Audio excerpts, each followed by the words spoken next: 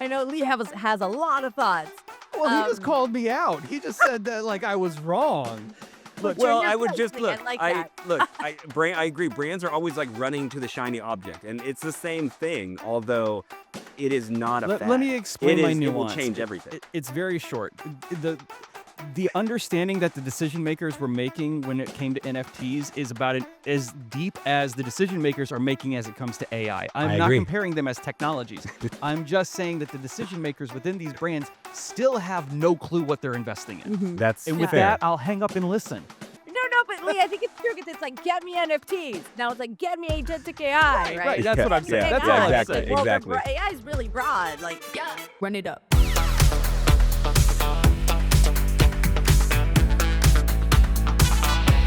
All right, welcome back to Brands in Play, your podcast for everything immersive marketing. I am Lee Kebler, technologist, designer, musician, music producer, and now the CTO of Trust Player Zero, also temporarily here. This is not a permanent thing. I am filling in for the month of April and super excited to be here.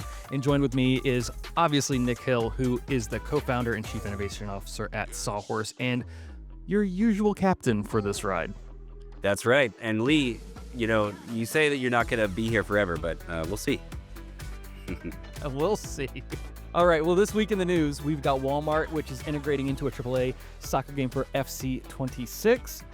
Weird news coming from Allbirds, the shoe company, and an AI pivot that no one saw coming. Roblox is rolling out new child safety accounts. Big deal there. And Snap, remember Snapchat. Yep, they're pitching conversational commerce as a TikTok alternative. Really interesting context for that. That's right. And for our real-time review this week, you are checking out Dove's new IRL beauty machine that looks insane and is super interesting. So I'm curious to learn more.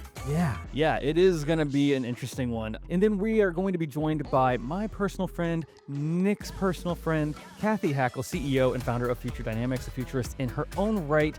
She is the futurist in residence at Nokia, and she was also my co-host on Adweek's Tech Magic podcast. We'll be picking her brain, getting some answers for some very tough questions around the future of the latest tech and immersive platforms. Definitely looking forward to chatting with Cathy. And if you're enjoying Brands in Play, make sure to subscribe and follow. Every single week, we break down how brands, platforms, and creators operate inside of UGC gaming and immersive platforms. All right, well, let's get into it. Let's go. Run it up. All right, Lee, it's another week. This is episode 2 for you. Thank you for joining me. No, this is episode 3, but the first one was just like a long time ago. That's right. This is a hat trick for you. So much respect. You're an old hand here. What's new in your world? It is a lot of catching up in. I joined a fantastic company recently, Trust Player Zero, that is focusing on what is considered adaptive cybersecurity, cyber intelligence. You and I were talking about this right before we started. An area that I've had experience in it, but I normally gravitate towards like more immersive tech type things. And for the first time in a long time, I'm just like, this is very important work. So it's been a lot of reading, a lot of docs, catching up with a new team, putting everything in place, trying to figure out, how we can run our sprints faster. And I heard the entire audience just glaze right over. But it's important work, It's not important always work. the fun, sexy stuff that we need to focus our energy on. So We're not building a car, we're building the seatbelts. You know what I mean? Yeah. Like the that's thing way that it keeps you goes. alive, but no one even thinks about or cares Yes. about or wants Yeah. to talk about. Yeah. So that's fair. How about you? How are you? I'm good, man. Busy week. Man, there's so much going on. But I was really excited because yesterday I went to the Illuminate Data and Entertainment Conference here at LA, which was pretty awesome. All film industry people and music industry really caring about data and how data can kind of inform decisions and kind of drive that industry further. So I think it was a cool place for me to be. And I was on a panel actually talking about transmedia. It was the art of cross-platform success, Hmm. with some pretty heavy hitters. I was like, I don't know why I'm up here, but I was up there with Ron Friedman from Mattel, who was a past guest here on Brands and Play, who's awesome. Mike Goldberg, who's the co-founder of Story Kitchen. They Uh-huh. do film or video game adaptations into major films, and they actually are the ones behind the two Roblox movies that are being adapted currently, Grow a Garden and Steal a Brain Rot. So it was cool to get to know him a little bit. And then, of course, Kiki Wolfkill, who's head of film and TV at Xbox and Microsoft, Yeah. who has an awesome perspective on the space. But, my big takeaway was that I'm so glad we're living in this transmedia world where if you have cool IP, it can show up in so many places so quickly. And I Okay. think back to when I was a kid, Yeah. I was like, I'd be so excited about something like reading comic books, like Marvel comic books. And I would be like, wouldn't it be awesome if we could see like a really good movie? And then now we've moved into a place where like the MCU is bringing all of those old series, comic series, like into the film Yeah. world, into the TV world. And then to go one step further, a huge fan of Star Wars. Like I used to love the Star Wars movies. Like I've read a couple of the books, but so much of it was like, well, I want to co-create. I want to like make my own story. And that stuff Hmm. would like exist in my head. And just a couple weeks ago, we've had Star Wars launch on Fortnite in creative mode, where people can just instantly go in and create their own Star Wars world games and then share that with the entire internet. We live in a whole different time. Have you heard of this movie Exit 8? No. Okay, so it's a film that was put out by the production company Neon. They do like some really intense foreign films, things like that. It just came out this week. Go and look into it. It is based on an indie game that launched on Steam and is like a $6 game. And it is the most insane psychological thriller. It's a sleeper movie. People who are seeing it are like, this is something that isn't going to be a hit right now, but you let this marinate for a little while and it's going to catch on. And in the back of my head, I go back and I look up what the original game because I'd never heard of Exit 8, this Japanese video game. And it was just an indie title that got a small cult following, and evidently someone watched it and was like, "There's a movie here." And then they go out and make this movie. And then, like, this week, we have the new Mario movie, right? Yep. Like, say Mario Galaxy Which launches we're gonna and talk it about. makes a boatload of money, as it will. And I'm over here waiting for the new Street Fighter film to come out, like, in the next couple of what is it, a month or something A like couple that? It's months, yeah. it's it's right around the corner, and they launched their official trailer today. I'm like, "This is great. This is It's just a great time to fantastic." be a fan, Yes. to be a Yeah. fan, especially with UGC. Like, if you care about this stuff, it's going to show up in a lot of the ways you consume entertainment and even give you an opportunity to co create and share. It took a long time to get here, but we're here. Yeah. Big time. All right. Well, let's keep the train moving. Let's go to the news. So first up this week, I don't know if you saw this, but Walmart has done an integration into a huge EA sports game, which is FC 26. Do Mhm. you see this?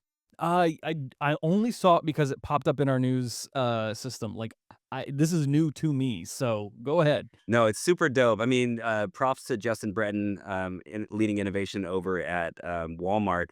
They've done a lot in the UGC gaming space. We've worked with them pretty closely in a lot of that, but this is the first time they've gone into a AAA title. And we know that Yep. when brands come into AAA titles, it is challenging, Mhm. time consuming. Unlike UGC, it's a lot of contracts, a lot of red tape, but they've done it. And this is a big milestone for retail inside of gaming. And, Walmart is a strategic partner with MLS this year, really focusing on soccer. They know that their target audience is our soccer fans within the US, so Mhm. that's why they're focused on it. And what's really cool about the way they integrated is it's not just a logo slap. A lot of these like AAA titles they're like, okay, we'll get your brand in there. We'll get like a 3D asset of the car. We'll put it in there. And that's as kind of as far as it goes. But there's actually like in-game playable challenges That's that huge, unlock yeah. real world like rewards, and express delivery promo codes that you can get from playing the game. You and I have both worked with Justin Breton, in the past, and he's And I've told him this to his face. I was like, he's just one of the few people that you can find in a position at a company as large as that gets it, right? Yeah. Like, he understands that the value isn't just putting the logo on the thing, but actually getting the thing to the person. Right. And since the day I met him, he has always wanted to connect the deliverable of like, okay, yeah, it has to have a real world tie back. Right. Well, And you don't see that often with people. Like he's data-driven decisions. The yeah. guy is smart, and essentially everything has to have a purpose. Yep. He was the one that really got me thinking and saying, like, just because you can doesn't mean you should with technology. Oh, cool, We flashy had that stuff, argument whatever. all the time. Yeah, And it's really yeah. like, well, what are we doing? Why are we doing it? How does it drive value to the core business? And how is Mhm. it in line with what our goals are as a brand? And I feel like those are the smart brands that do that. Those are the brands that show up in ways with their marketing that drive real results. Yeah. And he's at the forefront of that, which is cool. But also worth noting about this activation is that it's signaling that EA is building a real ads business inside of their titles, which is oftentimes these things feel like an afterthought. Like it's kind of hard to do. There's only like one brand that kind of shows up in the AAA title.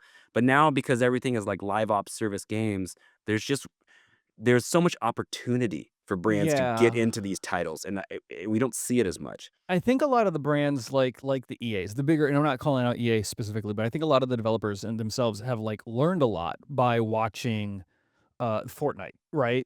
Yeah. Or these places like Yes. come up with these partnerships and be like, well, why didn't we think to do that? As opposed to like, we're just going to put microtransactions in every corner and the players don't really like that. Maybe there's a different alternative and they're finding that very quickly. Right. Because you're right. EA has had all of the EA sports and they have always had brands in the background, right? Yeah. Well, I mean, I think that's one thing that's like very simple one-to-one comparison. Like if you have Mhm. like a racetrack, it's Yeah. like, and you have like logos on the side of the racetrack, you could just replicate that inside of gaming. That's like an Right. old thing that's been happening for a long time. But what's so interesting is that like now I think, and you got a good point. You bring up a good point about Fortnite. It's like brands have gone in quickly and they've made really deep, interactive, immersive marketing opportunities that are Mhm. engaging Mhm. audiences. And now I think brands are like, wow, I can do that. And now they're looking at huge AAA titles and saying, can I do that over there with that big title? And I think Yeah. this is showing that it's possible. I think we're gonna see more of it. Yeah, absolutely. With the next story, this comes out of the definition of left field. Like, I don't think one, no one was talking about the brand. So like it has been successful, right? Like okay, so Allbirds. yeah, Allbirds, which was a popular shoe brand around around 2015. I remember working with a couple of companies that like actually bought when they would go do trade shows, they would buy Allbirds for their team so everyone had matching sneakers and they were very comfortable to wear on like the trade show floors and things like that. That was how I first learned about them. And then I never thought about them again. They made these really cool kind of like wool-based shoes. So no one's really been talking about them. Their stock wasn't doing too well. And then all of a sudden yesterday they make an announcement they're going to make a huge pivot. They're leaving shoes in the dust and they're pivoting to least-based GPU space for AI. The whole idea is calling it Newbird AI. What is the connection? I mean, Uh that seems like insanely, random. As far as I can tell, there is none. It would be as if Sawhorse pivoted to making shoes. We just make shoes now. We're Yeah, not a yeah. creative agency. We're a creative shoe manufacturer. Yeah.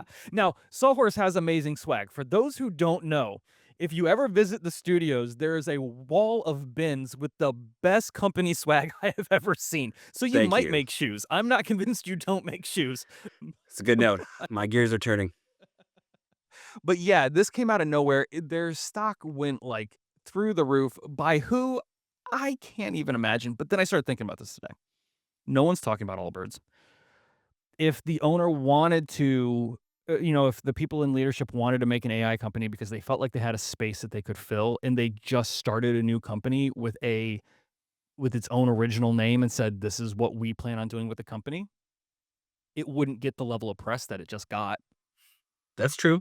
So if they were like, well, we either close Allbirds and we go and we start a new company focusing on like lease-based GPUs for AI, and we create a new AI company, you'll get no press.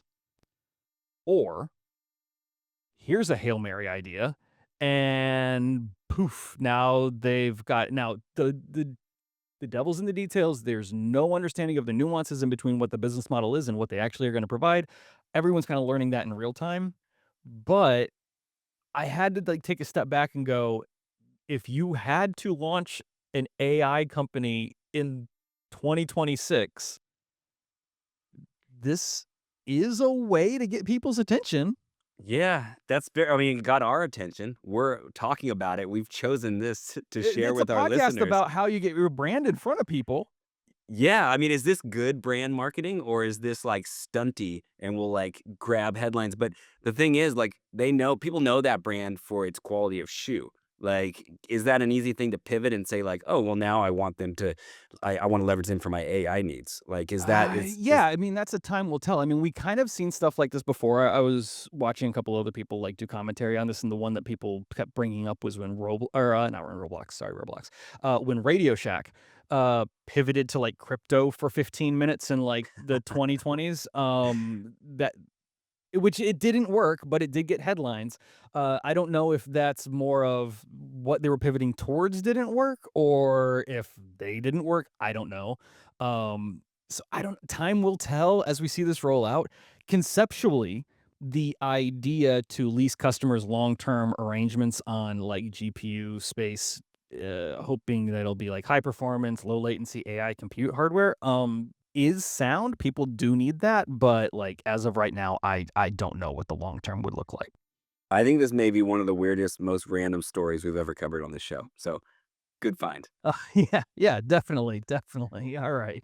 Well, moving on to our next story, it's all about how Roblox has new safety and platform changes that just rolled out last week, which are interesting. I want to get your take on it. So it's definitely it's a move to add more safety on the platform. We know there's concerns and they need to do that. And what they're doing is they're introducing two new account types. These are age-gated account types launching in June. So the first one is called Roblox Kids, and that's designed for 5 to 8-year-olds. And then the second one is Roblox Select, which is for 9 to 15-year-olds. And the difference is they have different, and well, there's auto progression. So it's like as you age up, you automatically just turn into the new account. And each one has different permissions and controls. And the younger ones have more parental controls, and those parental controls start to like disappear as you age up and become an adult when you're 18. How does this work? Like I'm trying to understand the enforceability of this because like I get when you're making an adult account, you have something like a verifiable situation where you use like a driver's An license or ID something or like something, that, an yeah. ID or something like that. But I don't understand how you're going to, unless the parent has to set it up and they ID and then there's like co-signing that this information. I don't understand how this is Enforceable. enforceable. Yeah, that's a good point. I mean, the only thing that they can really enforce is like, are you 18? You have to prove it with identification. If you're not, then you can't access. But yeah, I don't know the details around the enforceability. But in theory, if you can create an account properly at the right proper age, probably need your parents to help you do that to start with. Um, and that's how I imagine Right. that happens. Yeah, that'll be interesting to see roll out. I've already seen a couple of articles that say like this solves a lot of problems that Roblox was having with like state legislation, Right. because it's ticking the right boxes. And I think it was Right. a not just a good thing for them to do, but I think it was an absolutely necessary thing to do. I don't know if they actually had a choice. It's like this is kind of setting a The pressure standard. is already on. So Right, at least right. they're being active. I don't know if you could say it's proactive at this point. But what's interesting is that like the parents can go in and block certain games. They can manage chat levels of control. They can approve content and they can set spending limits. So Hmm. I think this is all really good behavior.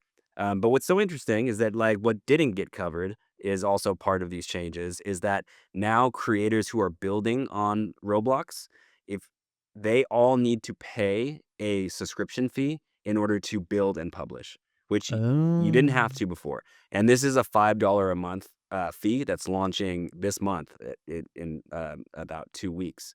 Wait, Um, back that up and say that again. I wanna make sure so that I understood if you that. want to make a game on Roblox, before it was free. You could just create the stuff and you can publish. Right. Now, if you want to create a game on Roblox and publish it, you have to have a Roblox Plus subscription, which is the new thing they rolled out, and that's $5 a month. Users who are under the age of 16, you have to have this account. Otherwise, you can publish, but you're only going to reach, 13 or 16 and up, which is 50% or less of the platform. You think that'll work? Yeah, I mean, look, it's only $5 a month. I think people will be okay paying it. Because it's the power to publish is so important, and there's so much monetization upside that I don't think people will. Nobody wants an additional fee, but serious developers will do it, and I think even like amateurs that are like taking it seriously will also pay it. And we know that Roblox needs to monetize better, and this is a solution in that direction. So I'm not mad at it, per se. I don't know what your thoughts are. Well, it's a lot of people's, like, early introduction into building on UGC platforms. So a lot of worlds get built and they never get seen, right? And a lot of that is done by kids, because they're learning. There have been fantastic developers and development groups, much like Sawhorse, that prove that the stereotypical of like, "Oh, I know what Roblox looks like," is not the case. It's just the default because a lot of kids make these worlds. So when you start putting long-standing talent behind it, you realize how very flexible that platform is and how high fidelity those games can actually be given the right amount of talent and effort. But a l it will cut down on a lot of slop, right? Like, there's a lot of slop worlds. There's a Yep. lot of worlds that have, questionable copyright infringement of, like, logos and stuff like that that have to be addressed and things of that nature. So I can see the need for it. They do need to come up with a better way of monetizing the platform, especially with them having an IPO. Um, but it is hard to get people to pay for something that has been free for a decade or more. Yeah. Well, I will say this. Roblox is a very open platform where anybody can create, but the percentage of users that are actually creating something and publishing is Mhm. extremely low. Right. Most of the users are just Just consuming. playing. Yeah. So if they can still play for free, like I don't think that's gonna bump as much. And I do think we just don't need every person publishing something. It's There just is an so much issue slop. there's a huge issue here, though, that I see as an and for those watching, I'm a musician. I've been a musician. If you were to look this way, there's gold records on the wall. That's my personal background of how I started as an artist. Um, and right now, if I want to distribute my music and get it onto Roblox, I can do so through DistroKid. distribution. Yeah, through DistroKid, fantastic distribution company. And right now, because of the way things were all set up, I don't get paid for that. That's just an exposure thing. And some artists understand that, like myself, and some artists take issue with that. And they can opt out if need be. But that is an agreement that was predicated on these worlds are being built for free, and therefore they're not always necessarily making any money, and you know what I mean? Yeah. So I now all of a sudden I've got a licensing issue of like, wait a second, I'm distributing my intellectual property to a platform that is going to be making money off of every world being built that will have access to my music, and I'm still expected to distribute that music and not make a royalty. Right. Yeah. I That's think a difference in the terms of service. I'm sorry, it just is. Yeah, well, 50% if you wanted all of those devs that are trying to reach the 13 plus audience or below 13 audience, they Yeah. all have to pay. So, yeah, that's one of the Just issues throwing it with out there. innovation. Yeah, I mean, I'm not saying that there's not a solution there. I'm just thinking these decisions have ramifications, and now we have to like think about how it's going to get balanced out in all of the data. So, Well, I to sum it up, I'm always happy to see more child safety protection, 100%. getting infused in that platform. And I got to give Roblox props. Yeah. They are leaders in child safety, and Yep. that's what everyone doesn't understand. Everyone's like, there's all these lawsuits, and they're the ones that everyone's pointing the finger at and saying they're so bad. But the amount of time and money and and focus that they are doing on moderation and cleaning the platform up is far superior than all of their competitors.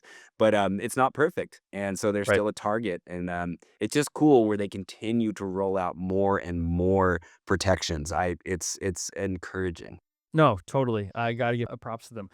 Next one, Snapchat. Snapchat, which has definitely also had its fair share of history in what is appropriate to be on the internet. Yeah. So Social Media Week had their VP speak and talked specifically about how they compete with TikTok and Pinterest and other platforms like that, and where their advertisement actually is going to be different. And there's this huge move I feel like coming in Snap, where they said this is their words, so I'm trying to understand what it means. Just that Snap ads shouldn't interrupt the conversation with high production 30-second videos. Totally agree, because I think we've all watched enough YouTube to know, like, wow, that just came out of nowhere, and now I'm gonna have to wait. And then instead should go lo-fi, which I didn't know what this meant. So go lo-fi to blend naturally into the platform's casual chat-driven environment. Now, this is where this really makes sense. They're wanting to start finding ways that brands can integrate into like the discussion. Now, I don't like the fact that they use the term discourse, but whatever. That was the term that they use. But in the actual back and forth and in the conversation of Snap, how do brands show up and interact? They haven't shown a plan for this, but one of the areas that seem to be highlighted is within their AI tools. Hmm. Now, this is something that even ChatGPT has said we didn't want to go this route, but maybe we have to go this route. Is like, how do brands start showing up as the results within like AI chats? And I think that Snap is, it seems like that's what they're hinting at that they're going to want to go towards. I don't know how this will play out for those in the United States. Snap is maybe a brand that you don't immediately gravitate towards on your phone, but globally, Snap is huge. It is a very important platform globally speaking. In the US, it's still big, but I don't know where you bring brands into these platforms on a daily. How does this resonate with you? It's here's my point. Here's my point of view. We all focus on immersive marketing on this show. Anytime you interrupt somebody from enjoying something, that to me is not that's not the way to go. Right. So your point, I'm consuming great content. All of a sudden, you're forcing me to watch a piece of content that I didn't ask for. That's intrusive. So I'm always like trying to find ways of helping brands, like get into the conversation more organically. My question would be like, okay, you're having a it's like a thread, a conversation thread related to the content. How is the brand showing up? Like, are they showing up in a way that's adding value to that conversation in a relevant way? Or is Yeah. it just a text ad in between a dialogue of people talking, right? So I would need to know more about it to see if it really is Is it a adding value. Oh, I was thinking about this with like ChatGPT have said that they wanted to do the same thing. And I'm like, well, does that mean when I ask ChatGPT, I need a recipe to make a chocolate cake, it starts with go to the Kroger and buy a pack of ready make Betty Crocker chocolate cake mix. You know what I mean? Like, is it Right. going to get to that? I It's don't. like a conflict of interest. The thing we just said about using these AI models. It's like that's what's so great. Basically, it's scraping everything and saying, based on everything, Mhm. I think that you should do this. It's hard to do that and at the same time be like, or you could also use this product without any. And I'm telling you this because they're giving me money. You You know? also I'll show you one of the areas that I haven't heard anyone talk about in AI because they like kind of shadow dropped it was Google Maps has Gemini baked into it. And I was like, well, why in the world would I care that Gemini is baked into Google Maps? Maybe it's making better point to point calculations or something, blah, blah, blah. No, I used Google Maps because Gemini and Google Maps this week because I had to take one of my vehicles to a mechanic and I didn't know which mechanic to choose. So, who has the best reviews of everything? It's in Google Maps. So, I asked Gemini within Google Maps, based on my problem, go through the reviews of everything in this area and tell me the most reputable mechanic I should take my vehicle to. And it was able to do it. It was crazy good. That's great. That's a very organic, natural integration of Yes. chat. It was, and nobody has mentioned that Google Maps can do that. Yeah, I've not heard anyone talk about it. I'm like, that's a that's sleeper. amazing. That's Yeah. good. Well, that's a wrap on the news. I'm so excited for this real-time review, Lee, because this thing, when I saw it, this Dove activation, I was like, that it looks very sci-fi and very It bizarre. kind of looks like something out of a Black Mirror episode. I'm not gonna lie, but it is a good campaign. Yeah, well, Yeah. let's go to your real-time review.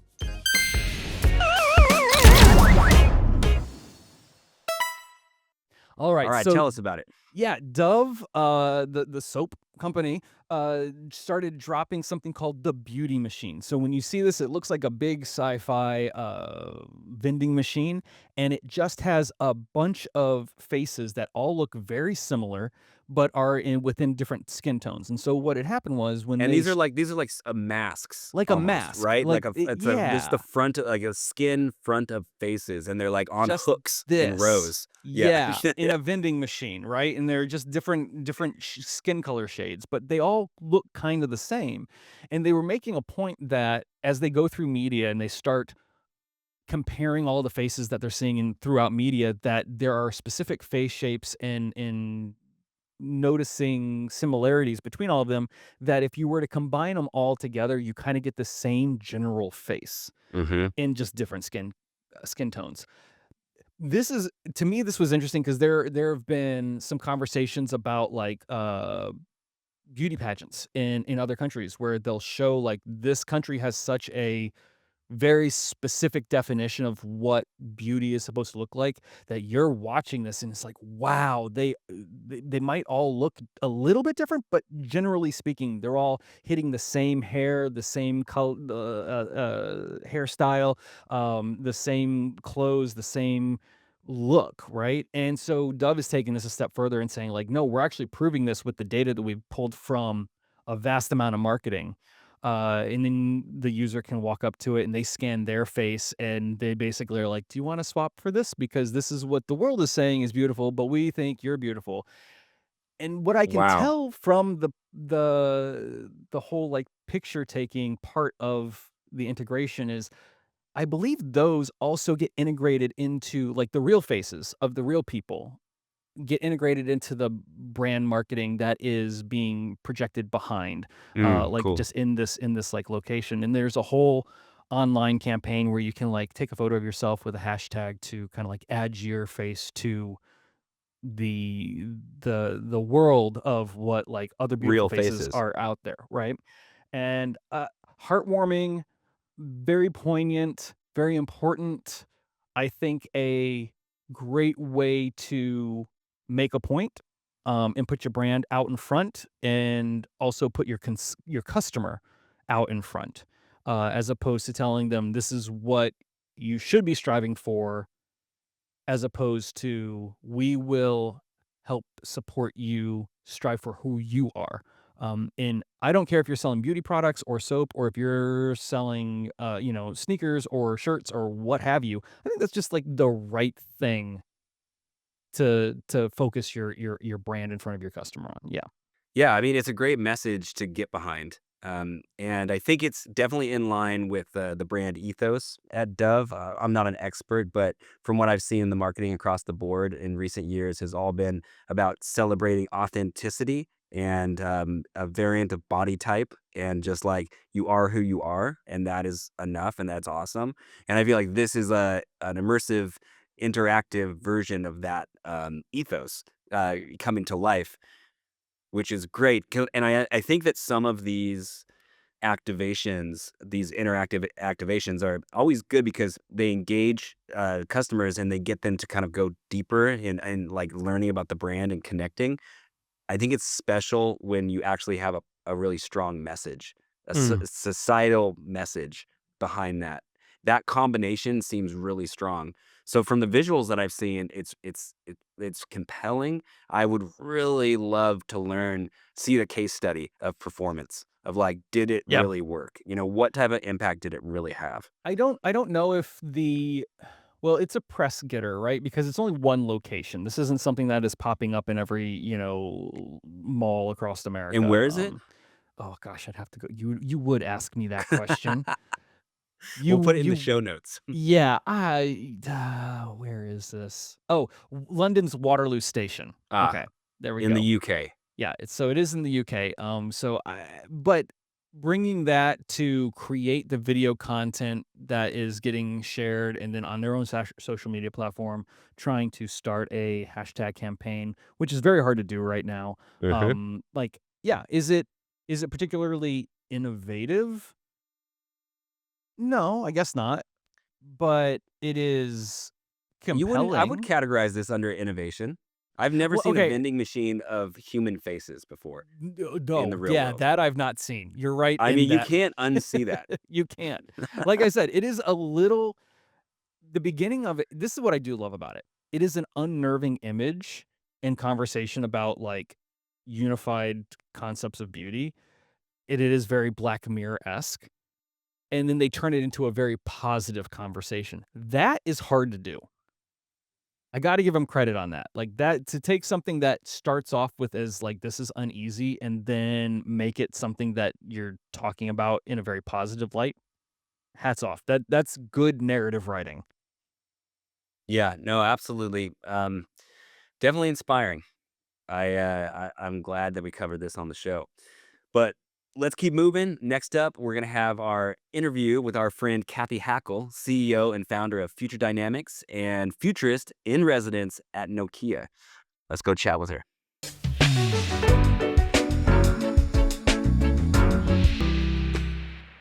We have an incredibly special guest on, this episode. I don't think much of an introduction is needed, especially in the tech immersive technology brand immersion space, but my very dear friend, who I have known for a decade we have been colleagues, Cathy Hackl. Well, I am thrilled to be here, guys. Super excited.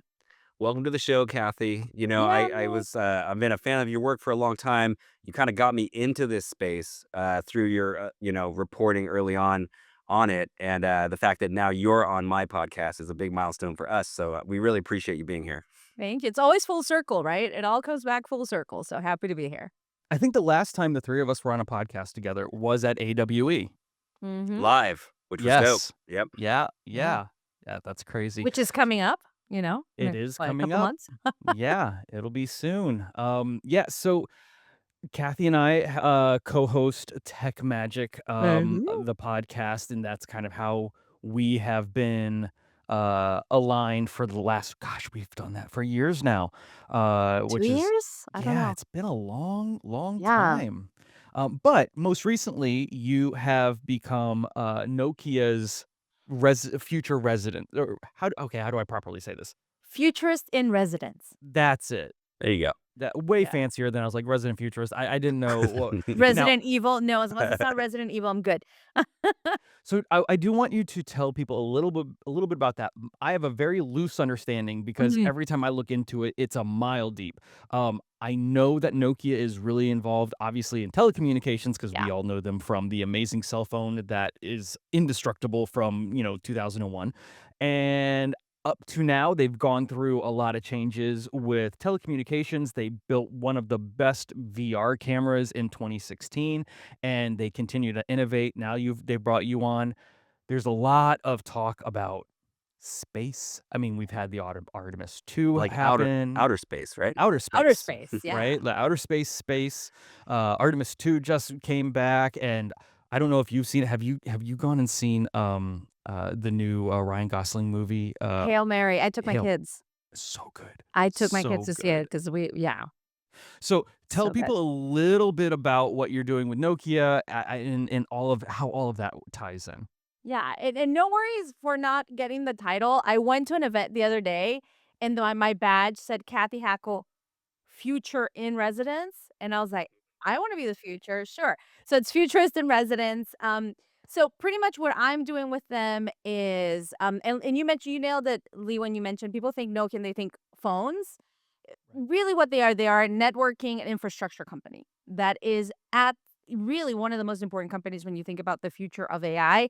I know people don't necessarily see it that way, but when you start to think about agentic AI, right? And then physical AI, in order for all of these devices, robots, cars, glasses, whatever it is, to connect, you're gonna have to have levels of connectivity we currently they don't exist. So these type of infrastructure players like Nokia, for example, are critical for that future. So one of the things that they're doing, which I think is really interesting, is they're focusing on AI native networks. And the way that they're viewing this, for example, even the information and everything that they're tracking is humans have a certain need when it comes to the network that connects phones and devices, right? And most people sleep big part of the day. Like there's a couple hours people sleep.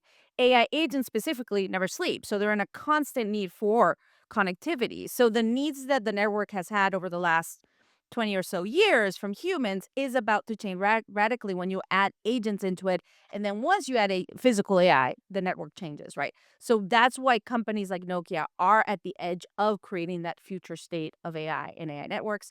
Super important. So some of the work that I do is around that, also around having people understand also the work that they're doing. They put the first network on the moon. So they sent that Wow.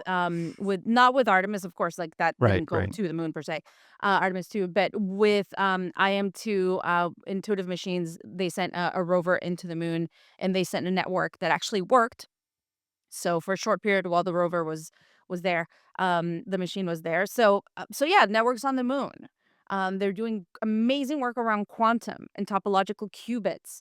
That's something else. So part of the role that I serve as a futurist resident is in part of it telling the story of what Nokia is today, but also Uh-huh. thinking about where do they go in the next 5 to 10 years, right? What as these things start to evolve and change, who are they as a company? How do they evolve? And yeah, and like with the rapid change of what AI, both from the hardware perspective, everything, how does that change for the company? As we have to build connectivity and networks that currently do not exist. So for me, to be honest, like the work that they do is really interesting. And I keep saying this, the moat right now is not gonna be around the models, and we're gonna get into it, the software and the models. I mean, we all have access to that now, and we can Uh-huh. create models and all these sorts of things. The moat will be around the hardware and the infrastructure to power that agentic physical AI future. So that's where I'm very bullish on the future of Nokia. Well, it's gotta be exciting to be on that forefront. Mhm. Literally, like, the piping, the infrastructure Yeah. for taking technology and AI into a global, sort of more adopted state. That's important work. Yeah, infrastructure is super sexy, to be honest. I know people think it's boring. To me, it's the sexiest part of it because, like, models, I mean, there's like a new model Mythos, of course, we can talk about that as well. But like, I feel like when it comes to the infrastructure, that's always really hard to do. And we cannot have Mhm. that future without solid infrastructure that actually works. So yeah, I think it's pretty awesome what they're doing. Awesome. Well, awesome work there. And I want to pivot a bit over to the brand side. In addition to all this amazing work you're doing, you're also a thought leader, an author, podcaster, and you've covered how brands are Mhm. leveraging technology and doing marketing with all of these new forms of ways of doing it. So I'm curious to get your point of view on this. How would you define immersive marketing? Do you think it's important? And do you think it works as well or better or different? What are your thoughts? Here are my thoughts. I think it's really important for brands. I mean, brands have specific things that they need to target right now in the present, right? But when you look at the next, let's say 3 to 5, 5 to 10 years, and the younger generations, where they're shopping, what they're buying, where they're meeting the brands, where they're finding out about brands, where brand loyalty is happening, that's where they need to start to think about that, right? Because for me, immersive, and people tend to hear immersive, and they for some reason they all tend to think VR. For me, it's like a broader idea, right? It's like Yeah. no, this is we're talking about technologies that bring the brand closer um to the customer, that make it even more, I don't know, where they engage with the brand in a much more personal way. So it could even be retail, but in an immersive, engaging, experiential way, right? So I think it's going to be super important. And Nick and Lee, you guys have heard me talk about this. It's like as we go into that future, For me, gaming is no longer just entertainment. Gaming is, once again, going to infrastructure. Part of the future of commercial, like whatever we do with brands, whatever happens with the brands, gaming engines, like all these sorts of things are critical infrastructure to enable that future.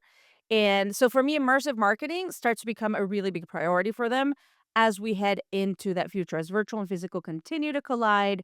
So yeah, I think it should be incredibly important. So whether it is them looking at gaming, right? Because when I first started working with brands, they were coming to me. Gaming was like a novelty, or it was like a one off Or flash in the innovation only. pan, right? It was like PR, that PR moment. I think that they're starting to see that no, these are economies of scale that are massive, where they need to put energy, interest in a long-term strategy and play. They can't just be one off, right? And I feel like yeah, some brands get it, some brands don't. That's interesting. So, how, as you've seen these immersive technologies kind of come about, and we're seeing gaming now turn into its kind of its own advertising platform for Yeah. brands in a Category. way, how is Mhm. that impacting Gen Z and Gen Alpha? I know that's an area that you've kept Mhm. really close eyesight to. So where do you see that, and how is it shifting when it comes to what we've always known as gaming? We've had brands and games before. That's not new. But how's it shifting as it approaches Gen Z and Gen Alpha? And is there even like a shift difference between Gen Z to Gen Alpha? Because every generation kind of switches it up a little bit. Absolutely. I mean, what I'm seeing, at least my all my 3 kids are Gen Alpha. This is borderline Gen Z, Gen Alpha. What I'm seeing with them is that gaming is their social network, right? That is where they spend time with their friends when they're not in person. They a lot of their like, a lot of the trends and things that they follow are gaming related. So, like, for example, my son asking me to take him to see, Iron Lung. I had no Mm, idea what that was, gaming. uh-huh. It's a gaming IP that a YouTuber turned into a movie. It was very successful, like, those sorts of things. I think they themselves are really involved in these things, and I can even notice a difference between my 15-year-old and my 14-year-old, that he is my 14-year-old, my 9-year-old are a lot more gaming focused, whereas my 15-year-old is in some of in some social media, but what I'm seeing is kind of like, this is their new social network. Like, Uh-huh. gaming for me is the R&D lab for the future brands, and I think that people forget that, right? I think brands are it's really easy for them to be like, "Let me focus only on TikTok." Sure. And Lee, I'm gonna continue here because like, as much as I love TikTok and Instagram and Snapchat and everything, I love that in gaming, kids actually get to build more. Not that they don't get to build on social, it's just a different type of building. No, they actually get to actually build. We've seen Mhm. that in, like, user-generated content sites. Fortnite has opened up, Roblox has Mhm. been a powerhouse for Yeah. a decade or more, but we also have been seeing a lot of, like, depressing news, right? Like Meta's Mhm. going through layoffs. Horizon isn't going to do Yeah. exactly what they had originally expected. They're going to make a shift to mobile to try to get a stronger user base. Rec Room, which was one of my personal favorites, is now gone. Yeah. There's been a lot of policy shifts and changes around building for Roblox and what's capable there. We're watching layoffs happen inside of Fortnite and those teams. So is that a UGC winter? What can we expect here? I don't know if it's a UGC winter. I think there's a winter across tech in That's general, a great point. Yep. everywhere. I feel like it's everywhere across tech. Um, I don't know, like, it's interesting because even with gaming, I think a lot of the gaming companies are going through layoffs. There's a lot of turmoil, a lot of Uh-huh. instability, but gaming, despite some things I've been reading, gaming is thriving. Like, the Yeah. money is still there. There's a lot of money, even from an IP perspective. Everyone's trying to pull in gaming IP now that we've gotten tired of, so many Avengers movies. Like, I'm like, "Okay." I mean, I'll watch the new Spider-Man, don't get me wrong, but in But general, you don't like, need I to feel see Spider-Man's cousin who had one, comic book in 1968, right? Like Some exactly, of I'm those stories done. are Like, cool. I can't add any more to that multiverse.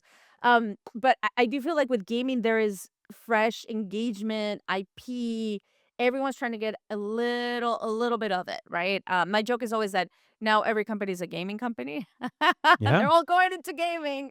LinkedIn does games. You can play games on LinkedIn, New York Times, all these Biggest form of companies. entertainment at this point. Hey, people been playing games on LinkedIn since they founded LinkedIn. Let's just call it. Everyone's playing a game Don't on get me started LinkedIn. on that, Lee. You know, I have a lot of opinions.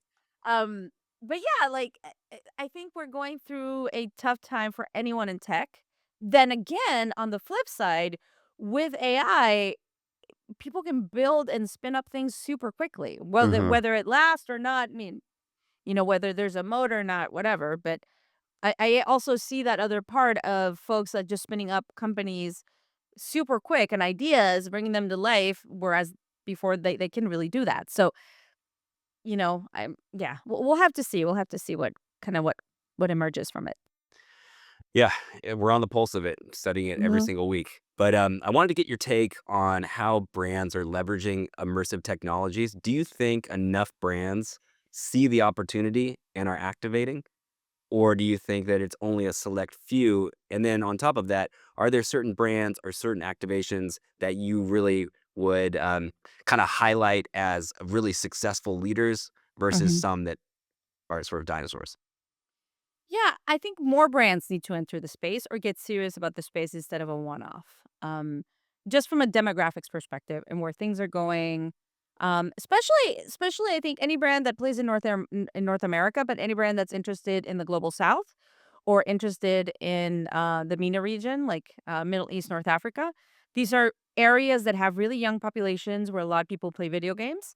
So that's of interest. Like they should all be thinking about where this is going, not just where it is today. Because you want to build that relationship with the consumer earlier rather than later. So I would say that, and then I mean, I don't know if I wanna shout out any brand specifically. I mean, Lee and I did a lot of work with Walmart. I think they've done some really interesting things. You guys have as well, great brand to work with, great teams. Yeah, I mean, Gucci has always done really fun, interesting things. I think the Mm-hmm. fashion industry gets to play and Mm-hmm. have a lot of fun in it. It doesn't mean that they're gonna continue it or that they have a longer term play.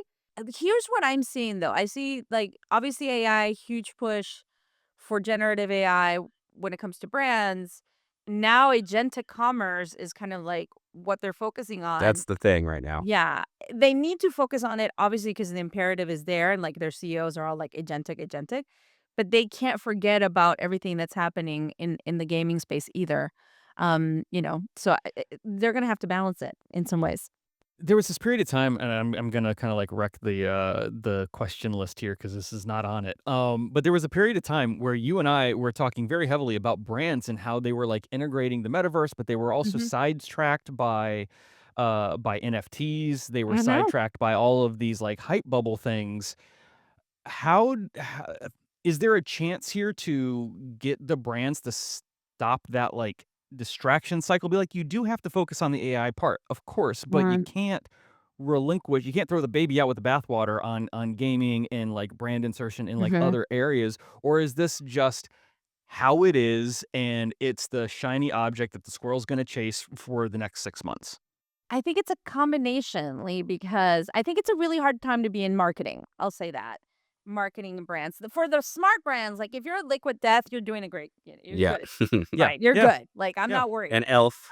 Yeah, and Elf. Like I'm fine. Like you guys are totally fine. But I think for some of the brands that have done things status quo, that's changing hard. Marketing is changing. The profession is changing, branding, marketing, how people engage with brands. We're at this kind of really interesting inflection point. It's almost like a convergence, right? It's like gaming is amazing, super important, but at the end, also you've got agentic and all the CEOs saying you must do something with agents, right? And you've got the model companies saying, at least maybe not Anthropic, but like OpenAI saying we're going to do ads and everyone's going to buy things through our platform. So like I feel like as a brand marketer, people are like getting bombarded with like they don't even know where to put their attention. It's a busy space. But, Whew. Lee, were you just comparing NFTs to, artificial intelligence? Is that what just Absolutely. happened? Okay, Absolutely. I have a point out of Absolutely. it. I just wanna say, like, I don't think you can even do that. I feel like NFT technology is like a speed bump and, artificial intelligence is the industrial revolution Sure of our sure time. sure you Um, can. I think Sure you it's and can. it's so broad. right? No, And that gets into my next question, Kathy, is just about like, how should the advertising industry be thinking and leveraging AI? I mean, that is broad. There's so much to unpack there, but I wanted to get your point of view. I know Lee has a lot of thoughts. well, he just Um, called me out. He just said that like I was wrong. well, Look, turn Well, your I would face, just Lee. I look. like I that. look. I agree. Brands are always like running to the shiny object, and it's the same thing. Although it is not a let me fad. It explain my is. It will nuance. change everything. It's very short. The understanding that the decision makers were making when it came to NFTs is about as deep as the decision makers are making as it comes to AI. I I'm not agree. comparing them as technologies. I'm just saying that the decision makers within these brands still have no clue what they're investing in. Mhm. That's And with Yeah. that, fair. I'll hang up and listen. No, but Lee, I think it's true because it's like, "Get me NFTs." Now it's like, "Get me agentic AI," Right, right? right. That's Yeah. what I'm "Get me saying. Yeah. That's Yeah. all I'm AI." It's Exactly. like, saying. well, Exactly. AI is really broad, like, Great let's be point. very clear here. Um, this is so good. What was the question again, Nick? Now I got sidetracked.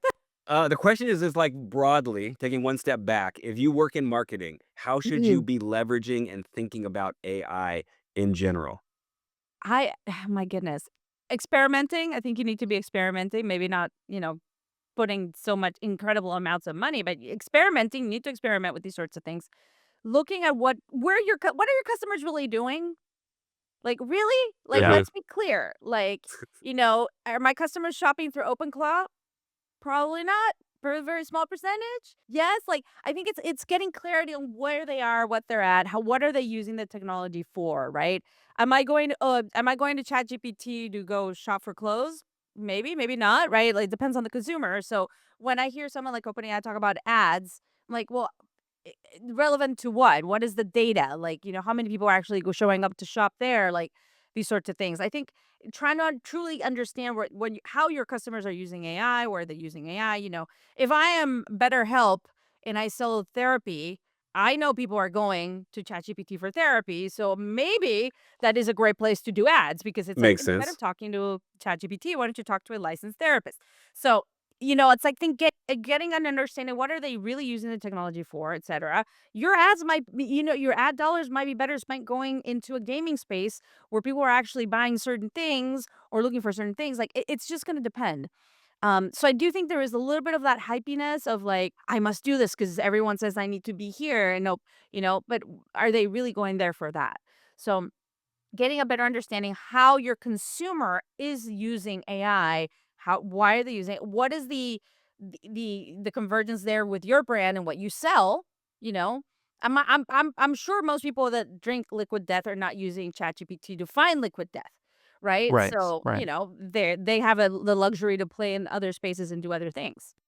But a big part of brands going into the space, that I think we all know, but we don't want to admit it, is there's this need or desire to lessen your hiring market Yeah, so true. that you have a lower overhead and can do things cheaper because you don't think that humans are as necessary as Mhm. they were 6 years ago. So, with that being part of that mindset, what do you think when about like leadership coming and saying humans might not be needed for good and effective marketing? I I think we still wanna buy, we're still humans buying things. True. So, Yeah. like, I It's still think we need humans in the loop. Um, you you might have to know advertise two deliverables. One is for the AI agents, what they're going Yeah. to respond to, and one is for the human audience. Yeah, yeah, and I wrote an article a million years ago, "Marketing to Robots." I remember Exactly about that. that. Oh my gosh, Lee, it was like 2021, 2020. Yeah, yeah, I was ahead of yeah. my time, I'll tell you this.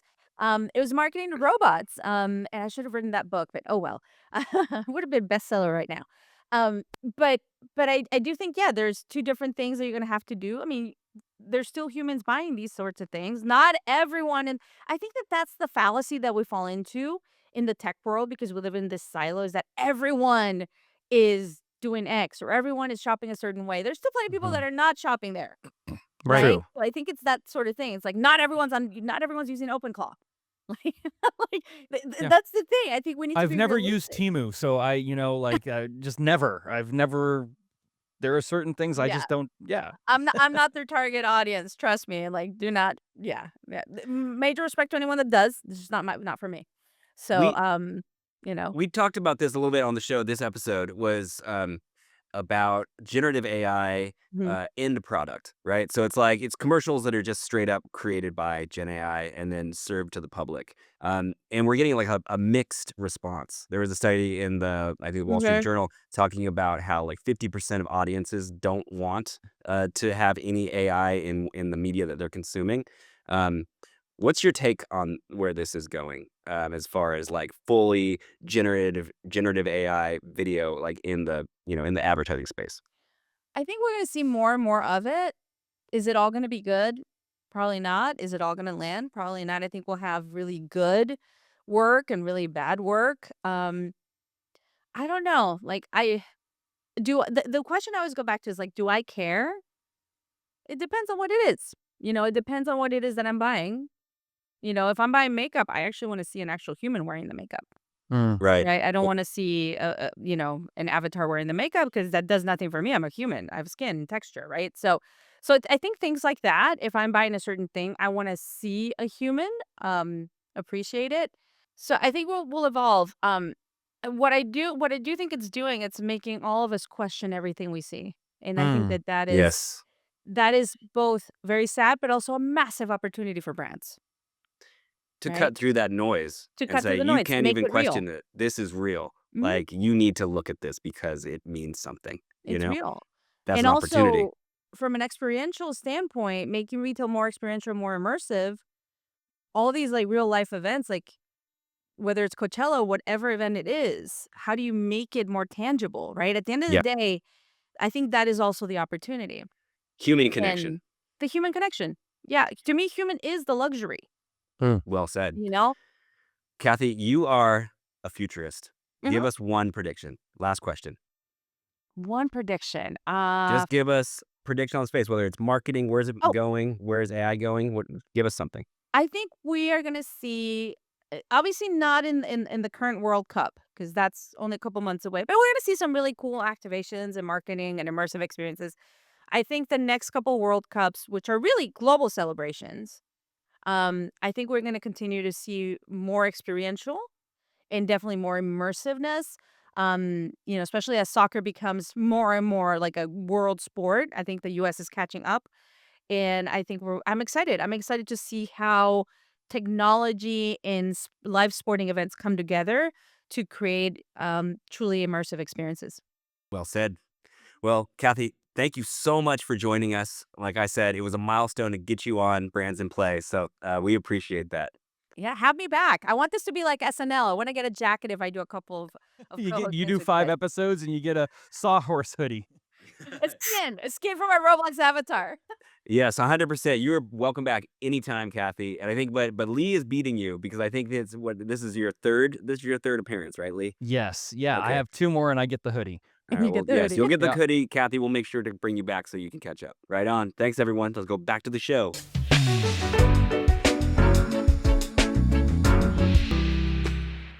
Loved that chat with Kathy. Lee, what are your thoughts? I mean, she's like one of my best tech friends. We've known each other for so long, and we have such a long working history and respect for each other that we can choose to have differing opinions and come out on the other side of things just fine. No, she's fantastic. Well, I always appreciate her point of view on emerging technology.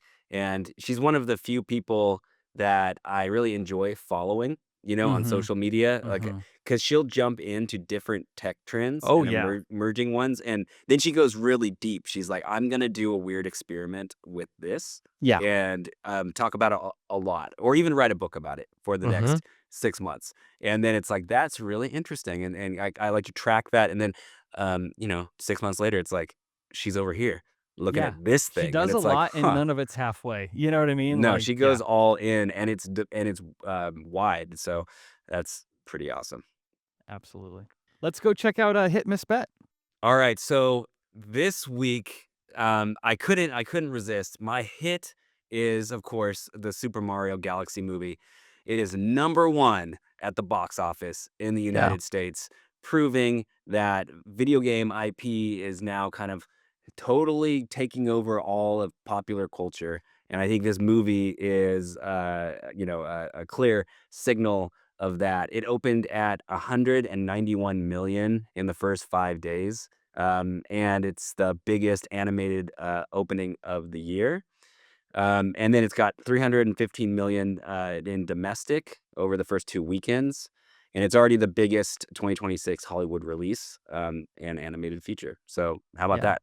That's not surprising, if I'm being completely honest. It doesn't surprise me in the least. It's Mario, and they proved they knew how to do it the first time. But it is a sequel. It is a You sequel, don't never know how a sequel is going to perform and compared to the and it first. definitely got, at least online, it got worse reviews than the first one, but I think that's because I don't know if people were expecting it to be something that it wasn't or it couldn't be. It's still a Mario film, and it is still directed largely at a younger audience, even though there is a older audience who grew up with Mario who is excited to go see it, right? And so I think some of that didn't resonate with some of the early viewers, but it is what it is. You just have to respect it for what it is, you know? I mean, it's really cool because Mario started as like you said, it's like such a bizarre, random thing, just really focused on a game, not that deep of a story. But it's Right. just amazing how you can grow IP over time and then deliver something of such value, which they clearly have done from a storytelling standpoint, which is really cool. You're gonna show me something. I feel like you're taking something out of the archive. Yes, I'm digging through the archive. And just so people understand how very little they understood the value of this, everyone remembers the Atari, right? Like the Yeah, of Atari course. 2600. What people don't realize is Mario launched, where is it? Launched on the Atari. What? I did not know this. So this is based off the first arcade game. This was an arcade port for the Atari 2600. So if you're thinking Mario came with the Nintendo, you're wrong. The NES was not the first place where these games showed up. It was definitely on the Atari 2600. Wow. But what was the IP started by Nintendo or acquired Yes. by? No, the IP was Okay. started by Nintendo because originally the NES was supposed to be in the United States manufactured by Atari. And then Mm. they lost the contract. Okay, The see, more this you is where know. your tech and video game knowledge goes deeper than me. So Yeah. this is why I like to have you on the show, my friend. Awesome. Well, let's keep moving. I will jump over to my miss this week. This is really interesting and a fuel for discussion. There's too much Gen AI in advertising, and Mhm. people are starting to get fatigue. It's getting to a point where we're starting to see it more and more in our social feeds. And this is a story that came out in the Wall Street Journal that I thought was really interesting. And it's basically saying that a lot of people are mistaking some ads as AI. And they're like commenting. They're like, I don't want the slop, I don't want the AI, but it's actually a real ad. So brands are having to jump in and be like, no, actually, this is just humans. I think you misunderstood. So there's a lot of confusion happening. And it's kind of prompted this need for brands to put like this no AI label on some of the marketing that they're using, which is like Yeah. a brand that's like stamping, be like, "No, this is human made," so you know. But what's so interesting is that there's a study that says that 50% of consumers prefer brands that don't use generative AI in their advertising and Yeah. marketing. And Yeah. the alarming thing to me was like, only 50%? Like, what does that mean? That means half the people just do not care. Like, they don't I know think or that's they true. don't care. I absolutely think that's true. I think that the consumer market has people who are aware and involved, and another subset of that consumer market that is just whoop, it Yeah. doesn't make a difference. Now, you have to question, and this is more of a data issue of okay, you have half of the market does not care if it's got AI involved. Does that half of the market is it even susceptible to your marketing to begin with? Right? Because not Right. everyone Are they even even cutting through notices. to them anyways, or they just don't care? They They just just you yeah, cannot they will not stop and look. yeah. That's a good point. I'll move on to the final bit here. My bet, and this is one I feel strongly about. I bet that the U.S. will have federal age verification on social media by the end of the year. Studies show that social media is problematic for teens for mental health. We know it's a real thing. We've seen it in Australia has banned social for under 16 back in late 2024. Um, and then New Zealand, UK, and several EU members all have national age verification mandates. The U.S. is the last major Western democracy without a federal framework for protection. Hey, we're also Um, the last to have universal health care, so what? we're the last to have everything. But look, I I just feel like we're starting to see all this legislation pop up state by state because everyone's like, Yes. it's problematic, and the government knows what's going on. They're putting the pressure on, and I want to be proactive and just say, I see this coming, and then when it does, from a brand perspective, all these brands targeting Gen Z and Gen A who are relying heavily on social across all their marketing are going to have to rethink what they're doing because they're not going to be able to target in the same way. I am so glad you saved this for last, and, Edward, our producer here, is probably gonna have to just do a lot of editing from here on out, The cane is because like coming back and like hooking my neck right now. Stop talking. because I'm like, what are we betting here? Money, Bitcoin? Because I'm ready to throw down. I don't know if I agree with you on this. You don't think it's going to happen, or you don't think it should happen? No, no, no. I think it should happen. I have made this argument. Cathy and I go back and forth on this all together like a year. We talked about actually like writing a book on this concept. Um, it needs to happen. I am with you on that. Will it happen? I don't know if we can agree on what social media is fast enough to make it happen this year. And we have to also take in consideration that we have a president who owns a social media platform. True. So when Florida was the first state that I saw to actually attempt to regulate youth access to social media, right? They did something where they're like, it's got to be 14 and up and things like that, and they put this into law. But then there's no definition, there's no legal definition that I can find of like, okay, what qualifies as social media? Is Discord social media? A lot of people would say yes because they talk about Discord while they're talking about social media, but it's just a chat room. So our chat room social media, it's not a place where you have a page. Is email a social media? Like I No, I can, now you're getting too broad. Yeah, I agree with what you're saying, but but what these I'm are the saying, arguments that will be made. let's just say the three biggest social media platforms. That's what I'm betting on. We're gonna focus on like the obvious ones, the How meta do platforms. you target private companies individually while there are other companies not held to the same standards? I think there needs to be a framework worked in saying if you do these specific things, then you qualify. And it's all built around basically Instagram and TikTok, I would assume. There's an argument to say that the legal ramifications of what Meta's facing already, they've lost a couple of these like addiction, court Right. cases. That'll But it's probably not shake out to real law. Sure, I'll exactly. give you that. I don't know if it'll happen this year. Uh, Look, that had to be a hot take. it is a hot I'd take. love to see it this year. I agree. I Let's see agree. what happens. If it does, I'm gonna call you out when I announce it on the show. If it does, I will come to Los Angeles and buy you dinner. How about Oh, that? there you go. All right. So you heard it here first. But that's a wrap on this week's show. Thanks for listening. Nick, always appreciate you having me. It's always fun. What's happening next week? Because I'm still here next week. Well, you're not going to be here, but you're going to stay with the show because next week we're going to be doing the show live Oh, at that's World right. Builders Summit, a UGC gaming conference in Los Angeles. And unfortunately, Lee is not able to be there in person.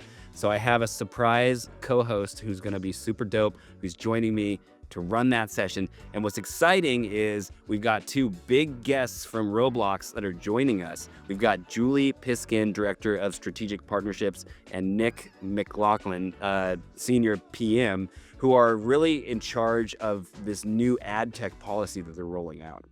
So That's going to be a big show. taxing the integrations, doing all of the child safety rollout. That team is owning that across all the deals with the brands and the deals with the developers that are on the platform. So giving them a platform to speak their mind and, we can really dive into that controversy of those new policies. All right. I'm not going to want to miss that one. You shouldn't either. That sounds great. Yep, it's going to be dope. And then the week after, we'll see you back for your last episode. Yeah. But that's a wrap for today. If you're enjoying Brands in Play, make sure to follow the show. Every week, we break down how brands, platforms, and creators operate inside of gaming and immersive media. That's it. All right, Edward, please read us out. And that was Brands in Play. Thank you for joining the podcast where we explore immersive marketing and the people who are leading it. Co-hosted by Nikhil and Lee Kebler, our show today was produced and edited by myself, Edward Regu, alongside our creative producer, Dr. Giovanni Casamero. Be sure to join us every week for brand new episodes. The views, thoughts, and opinions expressed in this podcast are solely those of the host and guests and do not necessarily reflect the views, policies, or positions of host employers. The information shared during this podcast is based on personal experience and publicly available information and is intended for informational purposes only. Any references to specific platforms, companies, or partnerships are made in a personal capacity and do not imply endorsement, partnership, or official association with any organization mentioned.